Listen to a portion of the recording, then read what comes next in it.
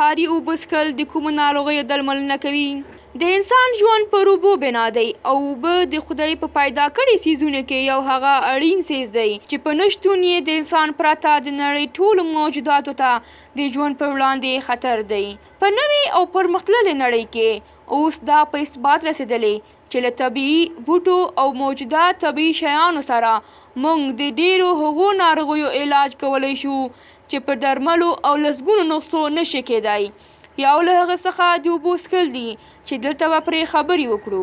د جاپان د روغتیایي مرکزونو د وروستۍ تجربې پر اساس دا ثابته شوې ده چې 4 ګیلاسه اوبه ښه جوش کړی شي او بیا وروسته یې یو څه اندازه سړې کړو چې نه ډېرې تودې وي چې پر معده مو بدې ولګېږي او وسوځي پرې او نه ډېرې یخې وي.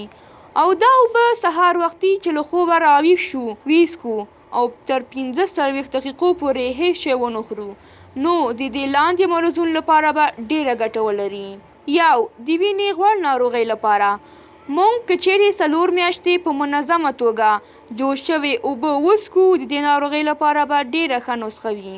2 دېرش ورځې پرله پسې څښل یې د کمخونۍ ناروغۍ لپاره ډېره ښه ده. 3 د زړه ناروغۍ لپاره که یې 30 ورځې په ذکر شوي ډول وڅښو.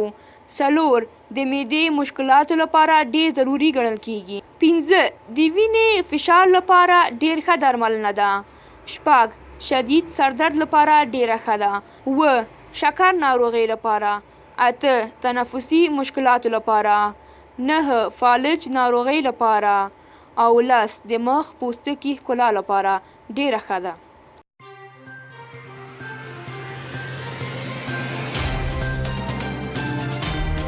د افغانستان نړۍ او سیمې د مهمو خبرونو، پیښو او جریانونو په اړه د تازه، پر وخت او دقیقو خبرونو لپاره د روحي ویبپاڼې د یوټیوب چینل لایک او سبسکرایب کړئ ترڅو زموږ نوي او تازه ویډیوګانې پر وخت درته ورسیږي.